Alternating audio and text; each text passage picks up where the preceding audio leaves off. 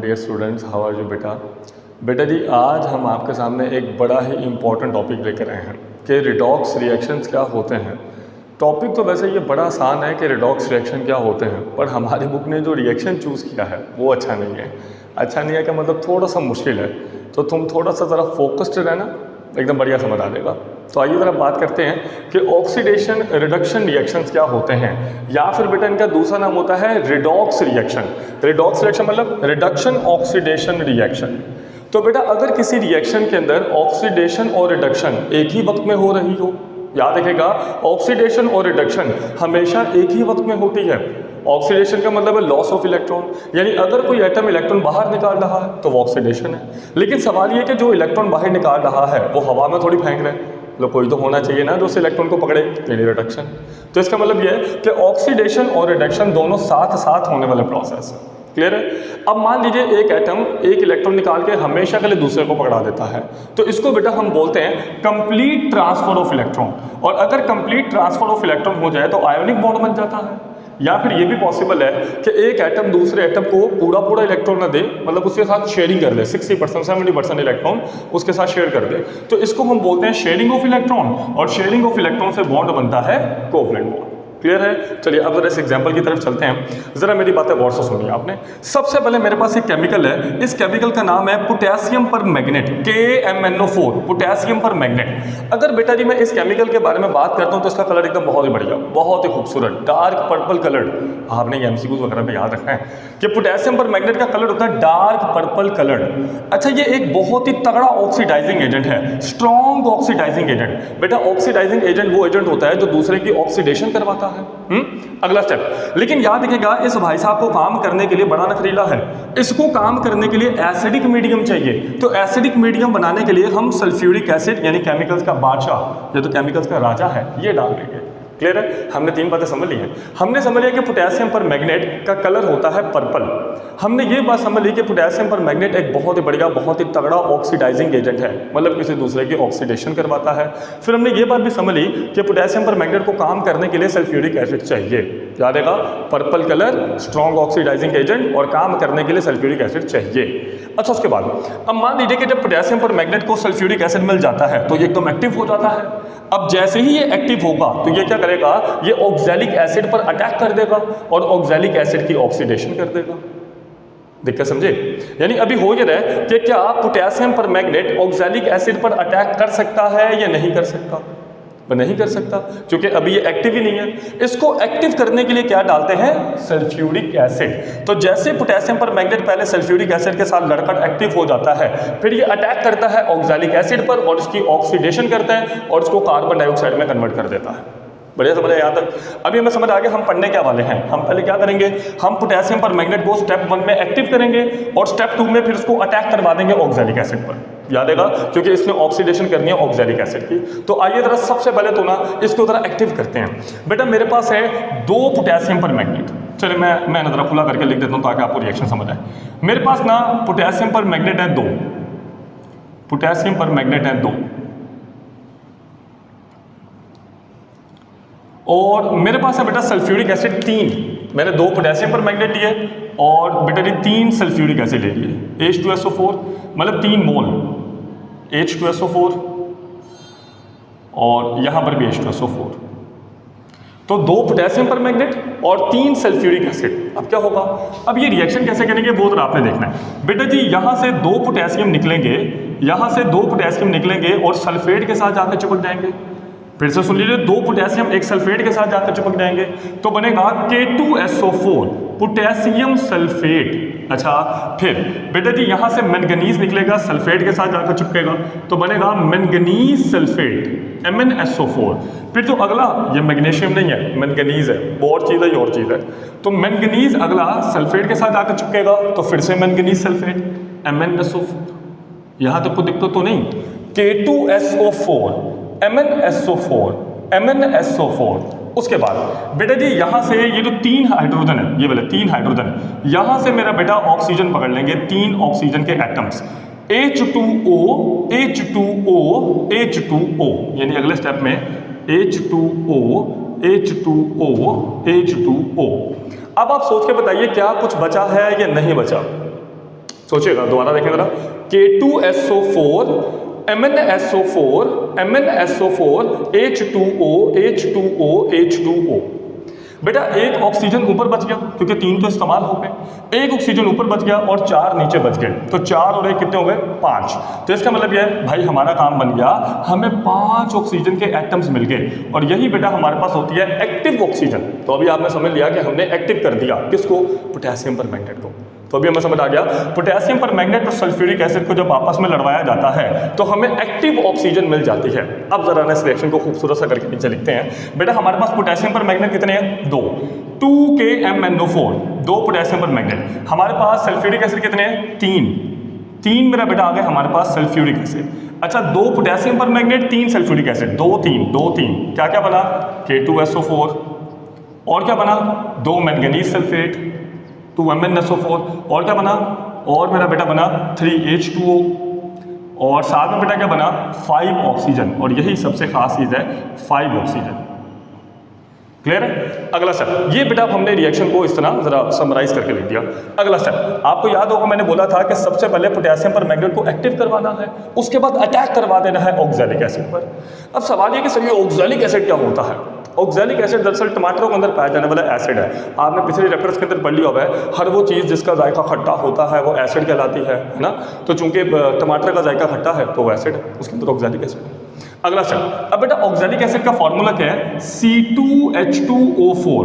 चाहे तो पूरा खुला करके लिख सकते हैं पर टाइम काफी गुजर जाएगा, आप बस ऐसे याद कर लो C2H2O4, रट्टा मार दो, क्रैमिंग कर लो। अच्छा उसके बाद आपको याद है ना ऊपर ये 5 ऑक्सीजन बने पड़े थे, तो अभी क्या होगा इन 5 ऑक्सीजन में से एक भाग कर नीचे आ जाएगा, ये रहा, और जैसे प्यारे बेटा ये नीचे आएगा तो ये अटैक कर देगा ऑक्सैलिक एसिड पर। अब जैसे ये अटैक करेगा तो क्या बनेगा जरा देखते हैं, H2O यानी ये H2O पानी, H2O पानी। अगला स्टेप बेटा यहाँ पर कितने कार्बन है, यहाँ पर कितने कार्बन, 2 कार्बन। अच्छा यहाँ पर ऑक्सीजन कितने, 4, तो 2 ऊपर वाले को दे दो, 2 नीचे वाले को दे दो। क्लियर है। H2O 2 कार्बन और साथ में 4 ऑक्सीजन, 2 दूसरे कार्बन को और 2 पहले कार्बन को, कुछ इस तरह से 2 कार्बन एक्सेल बन जाएगी। अब इस रिएक्शन को अगर मैं चाहूँ तो मैं 5 से मल्टीप्लाई करूंगा। बेटे इसको 5 से मल्टीप्लाई क्यों करूंगा, 5 से मल्टीप्लाई इसलिए करूंगा क्योंकि ऊपर आपको याद होगा 5 ऑक्सीजन बनी थी लेकिन नीचे 1 ऑक्सीजन आई है, मतलब 1 ऑक्सीजन का यूज़ किया, तो अभी ऊपर 4 भी तो है ना, वो 4 भी नीचे आएंगी, वो भी अलग अलग ऑक्सैलिक एसिड पर अटैक करेंगी। यानी मैं कहना चाहूँ तो ये कह सकता हूँ कि ये जो ऊपर 5 ऑक्सीजन बनी है ये आकर ऑक्सैलिक एसिड पर अटैक करेगी और ये रिएक्शन 5 दफ़ा चल सकता है। कुछ भी हो जाए आपको ये रिएक्शन को इससे बेस्ट नहीं समझा सकता। मैंने बड़ी कोशिश की इसको थोड़ा खुला शुला करके समझा दूँ। फिलहाल हमने 2 बातें समझ ली हैं। सबसे पहले पोटेशियम परमैंगनेट को एक्टिव करवाना है, जब एक्टिव हो जाएगा तो 5 ऑक्सीजन बनेंगे, फिर ये 5 ऑक्सीजन नीचे भाग कर आएंगे और 5 ऑक्सैलिक एसिड पर अटैक करके उसको कार्बन डाइऑक्साइड में कन्वर्ट करेंगे, यानी कि प्यारे बेटा उसकी करेंगे ऑक्सीडेशन। अभी थोड़ा फील हुआ है। इसी रिएक्शन को थोड़ा दोबारा नीचे लिखते हैं जरा नीट एंड क्लीन। बेटा हमारे पास है ऑक्सीजन आया, इसने अटैक किया ऑक्सैलिक एसिड पर और जैसे ही इसने अटैक करा तो क्या बना, पानी, और साथ में कार्बन डाइऑक्साइड कितनी बनी, 2। अच्छा उसके बाद मैंने इस रिएक्शन को 5 से इसलिए मल्टीप्लाई करा ताकि हमें पता चल सके कि ये रिएक्शन भाई साहब तो 5 दफ़ा चल सकते हैं। तो ये 2 स्टेप हमारे पास हो गए। अब अगर मुझे ओवरऑल रिएक्शन लिखना हो तो वो कैसे लिखेंगे। बेटा सबसे पहले तो आपने देखना है क्या यहाँ पर और यहाँ पर कोई चीज़ आपस में मिल रही है, अगर मिल रही है तो काट सकते हैं, इधर और इधर जहाँ जहाँ बता रहे हैं वहीं वहीं देखना है, इधर उधर मत देखो। जहाँ जहाँ बता रहे हैं क्या यहाँ और यहाँ पर कोई चीज़ मिल रही है, नहीं मिल रही। क्या यहाँ और यहाँ पर चीज़ मिल रही है कोई, इधर और इधर, बिल्कुल ऑक्सीजन। यहाँ पर कितने ऑक्सीजन है, 1 नहीं है 5 है, यहाँ पर 5 ऑक्सीजन, ऊपर भी कितने ऑक्सीजन है 5। तो प्यारे बेटा इन दोनों को काट दो, 5 ऑक्सीजन कट गए। अब क्या बचा, अब जो भी बचा उसको एज इट इज लिख दो। जैसे क्या क्या बचा, हमारे पास बचा 2KMnO4, हमारे पास बचा 3H2SO4, हमारे पास बचा ऑक्सैलिक एसिड, मगर कितने 5, क्योंकि 5 से मल्टीप्लाई हो रहा है तो 5C2H2O4। अच्छा अगला स्टेप क्या क्या बना, K2SO4 और क्या बना 2MnSO4 और क्या बना 3H2O। अच्छा और क्या बना 5H2O। अच्छा लेकिन ऊपर 3 है नीचे 5 है, 5 और 3 कितने हो गए 8, तो मैंने इकट्ठा ही लिख दिया 8। 5 2 10 कार्बन डाइऑक्साइड। क्लियर है? कुछ बात पहले पढ़ी है अगर नहीं पढ़ी तो थोड़ा वीडियो को रिवर्स करके ले लो और फिर दोबारा इसको समझो, ठीक है? ये ओवरऑल रिएक्शन है, ओवरऑल रिएक्शन है, मतलब चाहे तो रिएक्शन डायरेक्टली यहाँ से भी लिख सकते थे और वो तो तुम्हें समझ ही कुछ नहीं आना था, तो इसलिए हमने रिएक्शन को पूरा खोल के समझा है, इसलिए बोल रहा हूँ अगर नहीं समझ आए तो थोड़ा सा ज़रा दोबारा एक दफ़ा। अच्छा अब आगे ये जो बेटा स्टेप है, अगर मैं इसको समझाने बैठूँ तो आधे घंटे की वीडियो और लंबी बन जाएगी, हम ऐसा करेंगे नहीं। अभी ज़रा ना मैं इसको थोड़ी सी बातें आपको समझा देता हूँ। जैसे आपको पहले तो फोकस रखना है मैंगनीज पर, कि मैंगनीज यहाँ से यहाँ पर आया और जो कार्बन है वो यहाँ से यहाँ पर आया। मैंने इसी रिएक्शन को उठाकर यहाँ पर लिखा हुआ है, ये कोई नया रिएक्शन नहीं है, इसी को उठाकर यहाँ पर लिख दिया।